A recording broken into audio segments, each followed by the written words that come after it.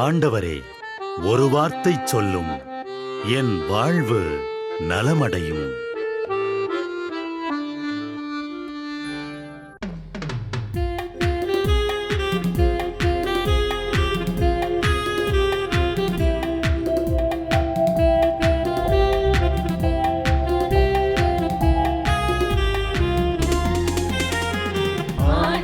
வார்த்தை வல்லமை தருவது அல்லேலூயா.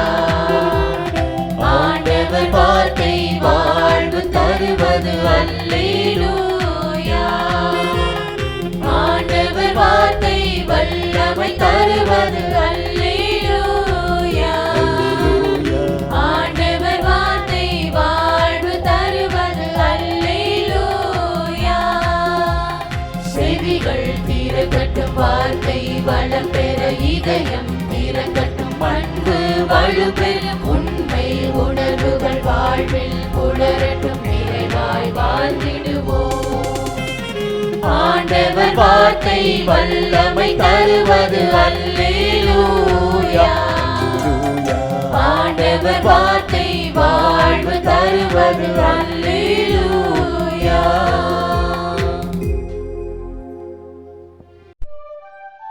திருப்பாடல் 100.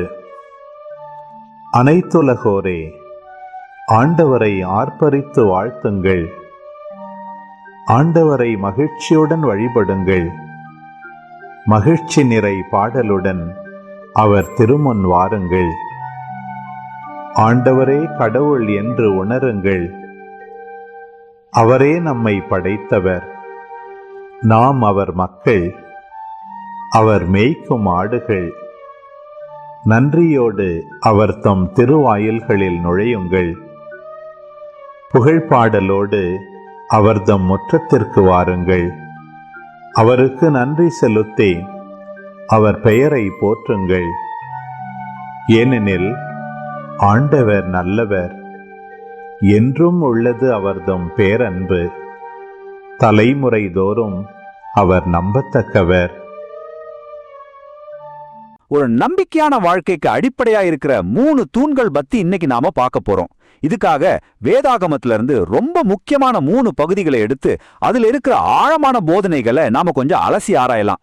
இந்த பழமையான ஞானம் எல்லாம் நம்மளோட இன்றைய வாழ்க்கைக்கு எப்படி வழிகாட்ட போகுதுன்னு வாங்க சேர்ந்து பார்க்கலாம். சரி, முதல்ல ஒரு கேள்வி. ஒரு மனுஷனோட குணத்தை, அவரோட கேரக்டரை உண்மையிலே எது தீர்மானிக்குது? இந்த கேள்விக்கு பதில் தேடும்போது இந்த பழங்கால நூல்கள் ஒரு அருமையான பாதையை காட்டுது. நம்மளோட இந்த தேடல் வெளியே எங்கேயும் இல்ல, நமக்குள்ளேயே நம்ம சந்திக்கிற போராட்டங்களும் தான் தொடங்குது. வாங்க அதை இன்னும் கொஞ்சம் ஆழமா பார்ப்போம்.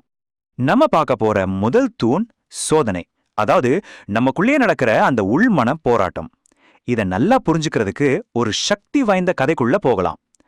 40 நாள் உபவாசம் முடிச்சு இயேசு வனாந்தரத்துல தனியா இருந்தப்போ நடந்த கதை தான் இது. ஒருத்தரோட மன உறுதியையும் அவரோட நம்பிக்கையும் எந்த அளவுக்கு சோதிக்க முடியுங்கிறதுக்கு இது ஒரு மிகச்சிறந்த உதாரணம். பாத்தீங்கன்னா இந்த கதையில 3 விதமான சோதனைகள் வருது. ஒவ்வொன்னும் மனுஷனோட ஒரு அடிப்படை ஆசையை குறிவைக்குது. முத சோதனை பசி மாதிரியான நம்மளோட உடல் தேவைகளை வச்சு வருது. 2வது தன்னை பெரிய ஆளா நிரூபிக்கணுங்கிற அந்த ஈகோ, அதாவது அகங்காரத்தை சோதிக்குது. 3வது இந்த உலக அதிகாரம் மேல இருக்கிற ஆசையை சோதிக்குது. இந்த முதல் சோதனைக்கு இயேசுவோட பதில் ரொம்ப ஆழமானது. மனுஷனுக்கு வெறும் சாப்பாடு மட்டும் போதாது, கடவுளோட வார்த்தைகளால தான் அவன் உயிர் வாழ்றான்னு சொல்றாரு.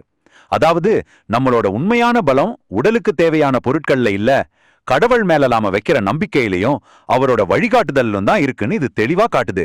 2வது பதல பாருங்க, இதுவும் ரொம்ப முக்கியம். நம்மளோட சுயநலத்துக்காகவோ இல்ல மத்தவங்க முன்னாடி நம்மள நிரூபிக்கிறதுக்காகவோ கடவுளோட சக்தியை நாம சோபிக்க கூடாதுன்னு இது சொல்லுது. உண்மையான நம்பிக்கைங்கிறது கடவுளை டெஸ்ட் பண்றதில்ல, அவர் மேல முழுசா சரணடைறதுதான்னு இது நமக்கு கத்துக் கொடுக்குது. இந்த கடைசி பதில் விசுவாசத்தோட ஒரு உச்சகட்ட பிரகடனம்னே சொல்லலாம். உலகத்துல கிடைக்கிற எந்த ஒரு பெரிய அதிகாரத்துக்காகவும் நம்மளோட உண்மையான பக்தியை விட்டு கொடுக்க கூடாதுன்னு இது சொல்லுது. நம்மளோட முழுமையான விசுவாசமும் சேவையும் யாருக்கு இருக்கணும்னு இது ஒரு தெளிவான வழியை நமக்கு காட்டுது. சரி, இப்போ நம்ம உள்மன போராட்டத்துல இருந்து அடுத்த கட்டத்துக்கு, அதாவது ஆன்மீக தொடர்புக்கான ஒரு முக்கியமான கருவிக்கு வரோம். அதுதான் ஜெபம். ஜெபம்னா வெறும் வார்த்தைகள் இல்ல, அது கடவுளுக்கும் நமக்கும் இடையான ஒரு உறவோட அஸ்திவாரம். இந்த ஜெபம் வெறும் மனப்பாடம் செஞ்சு சொல்றதுக்காக இல்ல, கடவுளோட ஒரு நல்ல உறவை எப்படி வச்சுக்கணும்னு சொல்லிக் கொடுக்கிற ஒரு முழுமையான வழிகாட்டின்னு சொல்லலாம். மரியாதை, கீழ்ப்படிதல், நம்மளோட அன்றாட தேவைகள், மன்னிப்பு, பாதுகாப்புன்னு ஒரு மனுஷனுக்கு தேவையான எல்லாத்தையும் இது உள்ளடக்கி இருக்கு. ஒவ்வொரு வரியிலையும் ஒரு பெரிய அர்த்தம் ஒளிஞ்சிருக்கு. இங்க ஒரு முக்கியமான நிபந்தனைய நாம பாக்குறோம். ரொம்ப நேரடியானது. நாம மத்தவங்கள மன்னிச்சா கடவுளும் நம்ம மன்னிப்பாராம். ஒருவேளை நம்ம மத்தவங்கள மன்னிக்கலைன்னா நமக்கும் மன்னிப்பு கிடைக்காதான். இது ஒரு கிவ் அண்ட் டேக் பாலிசி மாதிரி. நாம கொடுக்கிற மன்னிப்பு தான் நாம பெறப்போற மன்னிப்பை தீர்மானிக்குது. இப்போ நம்மளோட உள்மன நிலை, நம்மளோட ஆன்மீக பழக்கங்கள், இது எல்லாத்தையும் தாண்டி அதோட உண்மையான வெளிப்பாட்டுக்கு வரும். அதுதான் மத்தவங்க மேல நாம காட்டுற இரக்கம், அதாவது கருணை. இங்கதான் நம்மளோட நம்பிக்கை செயல்களா மாறுது. சொல்லப்போனா ஒரு அர்த்தமுள்ள வாழ்க்கையோட உண்மையான அளவுகோல் இதுதான்னு சொல்லலாம். இந்த அட்டவணை ஒரு ஊமையோட மைய கருத்தை ரொம்ப சிம்பிளா நமக்கு புரிய வைக்குது. பாருங்க, இறுதி தீர்ப்புங்கிறது நாம எவ்வளவு ஜெபம் செஞ்சோங்கிறத மட்டும் பொறுத்தது இல்ல, நாம மத்தவங்களுக்கு எவ்வளவு உதவி செஞ்சோங்கிறத பொறுத்தது. பசியா இருந்தவங்களுக்கு சாப்பாடு கொடுத்தீங்களா, தாகமா இருந்தவங்களுக்கு தண்ணி கொடுத்தீங்களா, இது மாதிரி சின்ன சின்ன கருணை செயல்கள் தான் இங்க கணக்குல எடுத்துக்கப்படுது. நம்மளோட செயல்கள் தான் ரொம்ப முக்கியங்கிறதுக்கான ஒரு சக்தி வாய்ந்த செய்தி இது. இந்த ஒரு வாக்கியம் நாம பேசின எல்லா விஷயத்தோட மையப்புள்ளின்னு சொல்லலாம். அதாவது ரொம்ப எளிய நிலையில கஷ்டப்படுற மக்களுக்கு நாம செய்யற ஒவ்வொரு உதவியும் நம்ம நேரடியா கடவுளுக்கே செய்யறதுக்கு சமம். இது எவ்வளவு அழகான ஒரு விஷயம் பாருங்க. உதவி செய்யறவங்களுக்கும் உதவி வாங்குறவங்களுக்கும் கடவுளுக்கும் நடுவுல இருக்கிற அந்த புனிதமான தொடர்பை இது ரொம்ப அழகா விளக்குது. இந்த வேத பகுதி கடைசியா 2 விதமான பாதைகளை நம்ம கண் முன்னாடி வைக்குது. ஒன்னு, இரக்கத்தோடு செயல்பட்டவங்களுக்கான பாதை, அவங்களுக்கு நிலைவாழ்வு கிடைக்கும். இன்னொன்னு, இரக்கத்தோடு செயல்பட தவறினவங்களுக்கான பாதை, அவங்களுக்கு தண்டனை கிடைக்கும். நம்மளோட ஒவ்வொரு தேர்வும் ஒவ்வொரு செயலும் எவ்வளவு ஆழமான விளைவுகளை கொண்டிருக்கும்னு இது ரொம்ப அழுத்தமா நமக்கு ஞாபகப்படுத்துது. சரி, இவ்வளோ நேரம் நாம பார்த்த விஷயங்களை எல்லாம் இப்போ உங்ககிட்டே ஒரு கேள்வியா கேட்கறேன். நம்மளோட அன்றாட செயல்கள், நாம தினமும் செய்யற சின்ன சின்ன விஷயங்கள் நாம யாருங்கிறத பத்தி என்ன சொல்லுது? ஒரு நிமிஷம் யோசிச்சு பாருங்க. உங்க செயல்கள் உங்க குணத்தை பத்தி மத்தவங்களுக்கு என்ன கதைய சொல்லுது? திருப்பாடல் 57. கடவுளே, எனக்கு இரங்கும், எனக்கு இரங்கும். நான் உம்மிடம் தஞ்சம் புகுகின்றேன். இடர் நீங்கும் வரை உம் இறக்கைகளின் நிழலையே எனக்கு புகலிடமாக கொண்டுள்ளேன். உன்னதரான கடவுளை நோக்கி, எனக்காக யாவையும் செய்து முடிக்கும் இறைவனை நோக்கியே நான் மன்றாடுகின்றேன். வானகத்தினின்று அவர் எனக்கு உதவி அனுப்பி என்னை காத்தருள்வார். என்னை நசுக்குவோரை இழிவுபடுத்துவார். கடவுள் தம் பேரன்பையும் வாக்கு பிறழாமையையும் வெளிப்படுத்துவார். மனிதரை வெறியோடு விழுங்கும் சிங்கங்கள் போன்றவரிடையே நான் கிடக்கின்றேன். அவர்களின் பற்கள் ஈட்டியும் அம்பும் போன்றவை. அவர்களின் நா கூர்மையான வாள் போன்றது. கடவுளே, வானங்களுக்கு மேலாக நீர் உயர்த்த பெறுவீராக. பாரெங்கும் உமது மாட்சி விளங்குவதாக. நான் நடக்கும் வழியில் எனக்கு கண்ணி வைக்கின்றனர். நான் மனமொடிந்து போனேன். என் பாதையில் குழி வெட்டினர். அவர்களே அதில் விழுந்தனர். என் உள்ளம் உறுதியாயிருக்கின்றது. கடவுளே, என் உள்ளம் உறுதியாயிருக்கின்றது. நான் பாடுவேன், உம்மை புகழ்ந்து பாடுவேன்.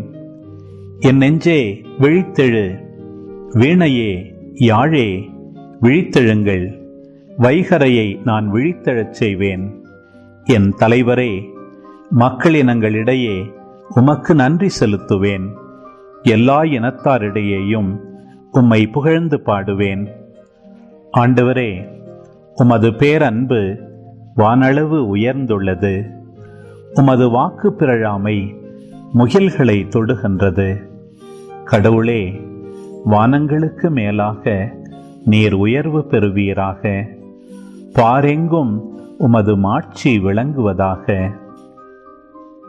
இன்னைக்கு நாம பைபிள்ல இருந்து ரொம்பவே சக்தி வாய்ந்த ஒரு கதையையும் அதோட சம்பந்தப்பட்ட ஒரு மர்மமான வரியையும் பத்தி பார்க்க போறோம். யோனாவின் அடையாளம். இந்த வார்த்தைகள் ஒரு எச்சரிக்கையா இல்ல ஒரு வாக்குறுதியா? இதுக்கு பதில் தேடி நம்ம 2 வெவ்வேறு காலகட்டத்துக்குள்ள பயணிக்க போறோம். இந்த கதை முழுசுக்கும் மையமா இருக்கிற கேள்வி இதுதான். ஆகிர் இந்த யோனாவின் அடையாளம்னா என்ன? இது வெறும் ஒரு பழைய கதையா, இல்ல இன்னைக்கும் நமக்கும் இதுல ஏதாவது செய்தி இருக்கா? வாங்க இதோட ஆழமான அர்த்தத்தை நம்ம ஒன்னா சேர்ந்து பார்க்கலாம். இந்த தீய தலைமுறைக்கு யோனாவின் அடையாளத்தை தவிர வேற எந்த அடையாளமும் கொடுக்கப்படாது.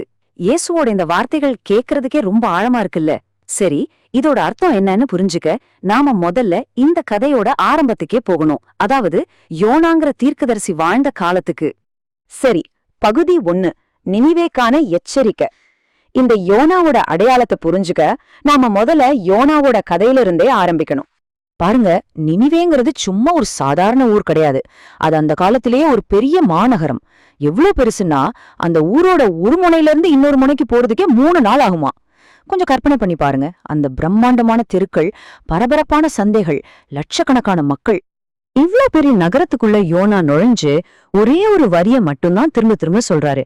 இன்னும் 40 நாள்ல நினிவே அழிக்கப்படும். அவ்வளவுதான். வேற எந்த விளக்கமும் இல்ல. எதுக்கு ஏன்னு எந்த விவாதமும் இல்ல. நேரடியா மனச நடுங்க வைக்கிற ஒரு எச்சரிக்கை. பகுதி 2, ஒரு நகரத்தின் மனமாற்றம். இப்போ நீங்களே சொல்லுங்க, ஒரு பெரிய நகரமே அழிய போகுதுன்னு செய்தி கேட்டா என்ன நடக்கும்? ஒரே பயம், கோபம், கலவரம் இதானே நடக்கும். ஆனா நினிவே மக்கள் செஞ்சது வரலாற்றையே ஆச்சரியப்பட வச்ச ஒரு விஷயம். இங்கதான் கதையில ஒரு பெரிய ட்விஸ்ட். அங்க இருந்த மக்கள் யோனா கிட்ட எந்த ஆதாரமும் கேட்கல. நீ யாரு இத சொல்ல அப்படின்னு கேட்கல. அதுக்கு பதிலா அரசன்ல இருந்து ஒரு சாதாரண குடிமகன் வரைக்கும் ஊர்ல இருந்த ஒவ்வொருத்தரும் அந்த செய்தியை உடனே நம்புனாங்க, முழுசா நம்புனாங்க. இந்த நம்பிக்கை வெறும் மனசோட நிக்கல, அது செயல்ல தெரிஞ்சுச்சு. அந்த ஊர் ராஜாவோட கட்டளை அந்த நகரத்தையே புரட்டி போட்டுச்சு. மனுஷங்க மட்டும் இல்ல, அவங்க வளர்த்த மிருகங்க கூட சாப்பிடாம தண்ணி குடிக்காம விரதம் இருக்கணும். எல்லாரும் அவங்க ஆடம்பர உடைய கழத்திட்டு துக்கத்துக்கான சாக்கு உடைய போட்டுக்கணும். எல்லாரும் அவங்க செஞ்ச தப்பான விஷயங்களை விட்டுட்டு கடவுள்கிட்ட மன்றாடணும். இது ஒரு நகரத்தோட முழுமையான உண்மையான மனமாற்றத்தோட வெளிப்பாடு. இதோட விளைவு, அவங்களோட இந்த உண்மையான மனமாற்றத்தை கடவுள் பார்த்தாரு. அதனால அவர் கொடுக்க போறதா சொன்ன அந்த அழிவை நிறுத்திக்கிட்டாரு. கருணை தண்டனையே ஜெயிச்சது. அவங்களோட ஒரு சின்ன செயல் அவங்க தலைவிதியே மாட்டிருச்சு. பகுதி 3, ஓர் இறுதி ஒப்பீடு. சரி, இப்போ பல 100 வருஷங்கள் முன்னாடி வருவோம். இயேசுவோட காலத்துக்கு. ஒரு பெரிய கூட்டம் அவரை சுத்தி நிக்குது. அந்த நேரத்துலதான் அவர் பலரும் மறந்திருந்த இந்த யோனாவோட கதைய திரும்பவும் ஞாபகப்படுத்துறார். ஏன்? மக்கள் இயேசு கிட்ட வந்து, நீங்க சொல்றத நாங்க நம்பணும்னா எங்களுக்கு ஏதாவது ஒரு அற்புதம் செஞ்சு காட்டுங்க, ஒரு அடையாளம் காட்டுங்க அப்படின்னு கேக்குறாங்க. அவங்க அவர் சொல்ற வார்த்தைகளை நம்ப தயாரா இல்ல. அதுக்கு பதிலா அவங்களுக்கு ஆதாரம் வேணும், ஒரு அற்புதம் வேணும். இப்போ இயேசு சொல்ற அந்த சக்தி வாய்ந்த ஒப்பீட்டை பாருங்க. ஒரு பக்கம் நினிவே மக்கள், அவங்களுக்கு தெரியாத ஒரு தீர்க்கதரிசி சொன்ன ஒரே ஒரு வரியை கேட்டு உடனே மனம் மாறினாங்க. இன்னொரு பக்கம் இயேசுவோட காலத்து மக்கள், எத்தனையோ போதனைகளை கேட்டோம், பல அற்புதங்களை நேர்ல பார்த்தும் இன்னமும் ஒரு அடையாளம் கேக்குறாங்க. எவ்வளவு பெரிய வித்தியாசம் பாருங்க. இதோட அவர் நிறுத்தல, இன்னொரு உதாரணமும் சொல்றாரு. தென்னாட்டு ராணி சாலமோனோட ஞானத்தை பத்தி கேள்விப்பட்டு அதை கேட்கறதுக்காகவே உலகத்தோட இன்னொரு மூலையிலிருந்து பயணம் பண்ணி வந்தாங்க. ஆனா இங்க இருக்கிறவங்களோ சாலமோனை விட பெரிய ஒருத்தர் அவங்க மத்தியிலேயே இருந்தும் அதை அவங்க உணரவே இல்ல. சரி, கடைசி பகுதிக்கு வந்தாச்சு. இங்க இருப்பவர் பெரியவர். இப்போ இந்த கதையோட எல்லாத்தையும் ஒன்னா சேர்த்து அந்த யோனாவின் அடையாளத்தின் உண்மையான அர்த்தம் என்னன்னு பார்க்கலாம். அப்போ யோனாவின் அடையாளம்னா என்ன? அது ஒரு அற்புதம் கிடையாது, அந்த செய்தியை கொண்டு வர்றவரேதான் அடையாளம். எப்படி நினிவே மக்களுக்கு யோனாவே ஒரு அடையாளமா இருந்தாரோ அதே மாதிரி இயேசுவும் அந்த தலைமுறைக்கு ஒரு அடையாளமா இருந்தாரு. இதோட முக்கிய கருத்து இதுதான். அற்புதங்களை தேடுறதை நிறுத்திட்டு சொல்லப்படுற செய்திய கேளுங்க. இயேசுவோட வாதத்தோட உச்சகட்டமே இதுதான். நினிவே மக்கள் யோனா சொன்னதை கேட்டாங்க, ஆனா இங்க உங்க முன்னாடி நிக்கிறவர் யோனாவை விட பெரியவர். தென்னாட்டு ராணி சாலமோனோட ஞானத்தை தேடி வந்தாங்க, ஆனா இங்க நிக்கிறவர் சாலமோனை விடவும் பெரியவர். ஆக இந்த யோனாவின் அடையாளம்ங்கிறது ஏதோ ஒரு பழைய கதை மட்டும் இல்ல, அது இன்னைக்கு நமக்கும் ஒரு கேள்வியை எழுப்புது. நினிவே மக்கள் ஒரு தீர்க்கதரிசியோட குரலுக்கு செவிசாய்த்தார்கள். ஆனா நம்ம வாழ்க்கையில நாம யாருடைய குரல்களுக்கு செவிசாய்க்கிறோம்? எந்த செய்தியை நம்புறதுக்கு நாம இன்னும் அடையாளங்களை தேடிட்டு இருக்கோம்? இது நாம ஒவ்வொருத்தரும் யோசிக்க வேண்டிய ஒரு கேள்வி.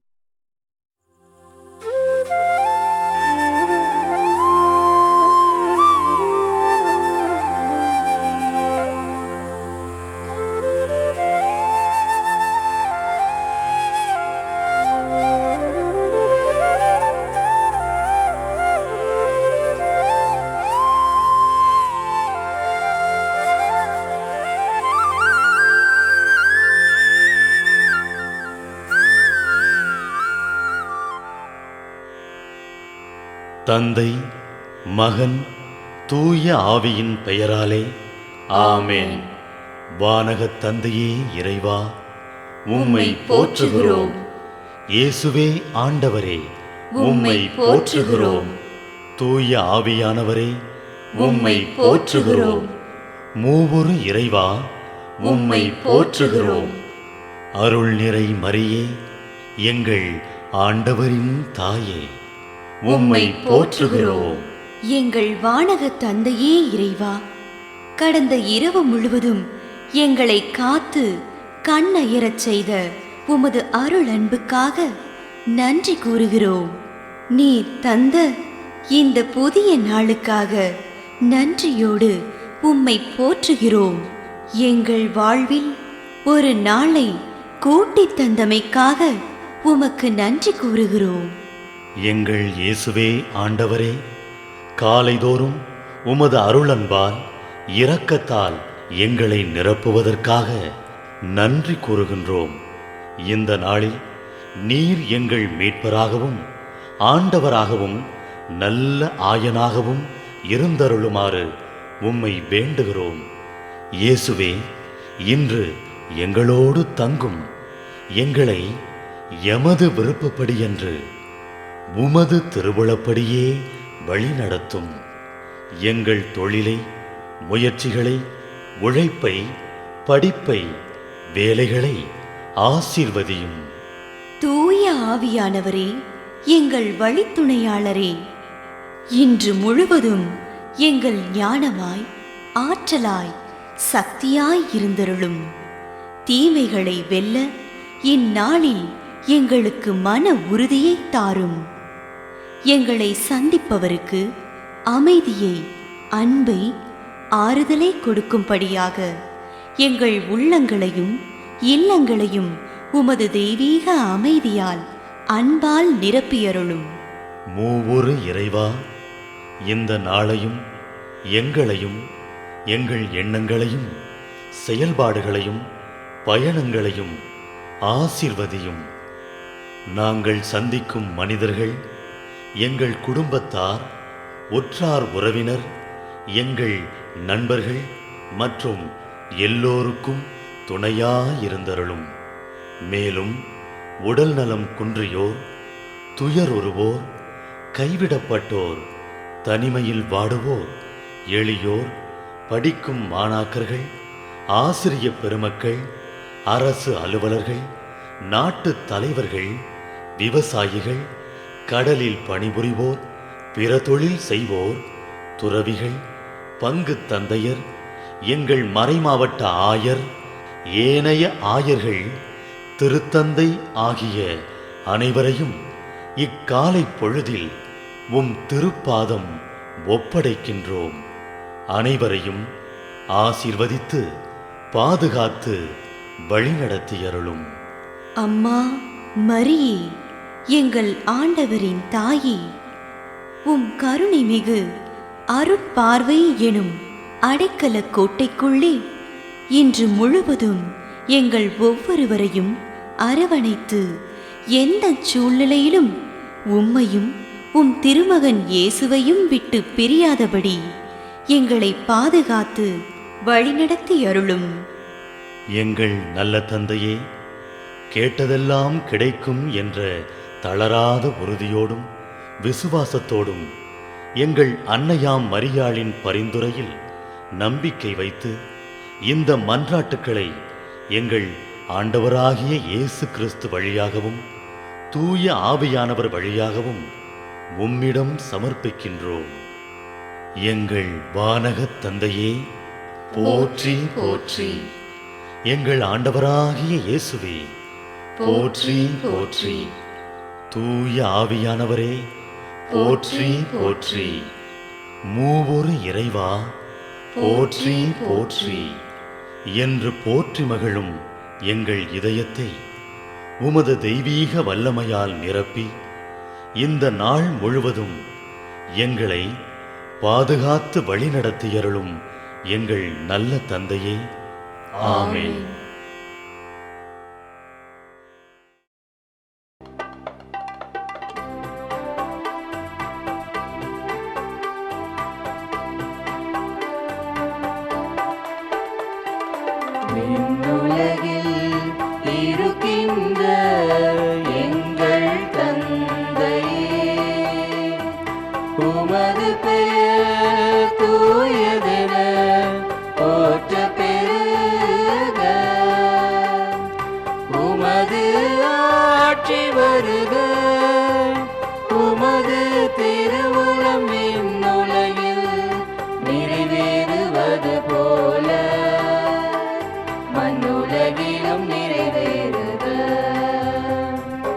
எங்கள் அன்றாட உணவை இன்று எங்களுக்கு தாரும்.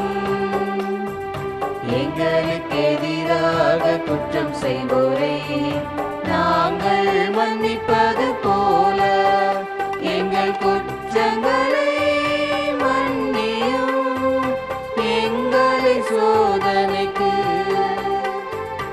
உட்படுத்தாதேயும், தீமையிலிருந்து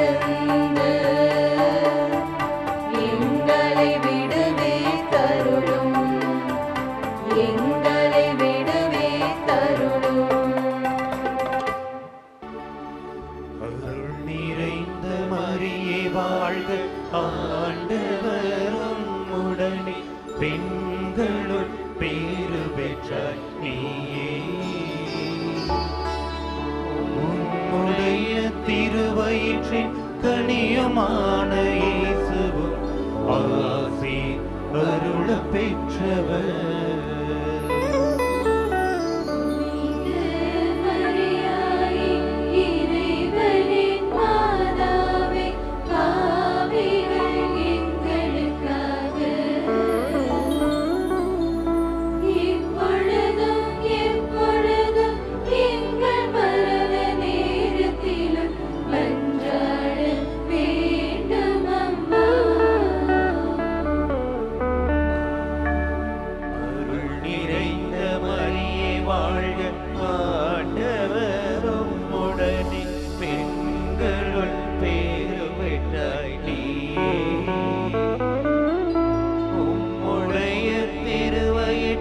கனியுமான இயேசுவும் ஆசி அருள பெற்றவர்.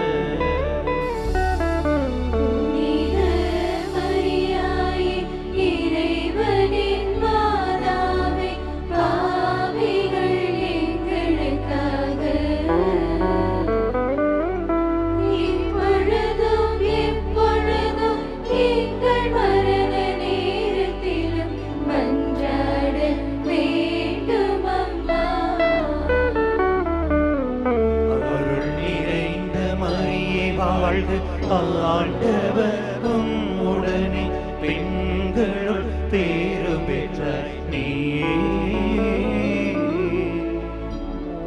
உடைய திருவயிற்றின் கனியுமான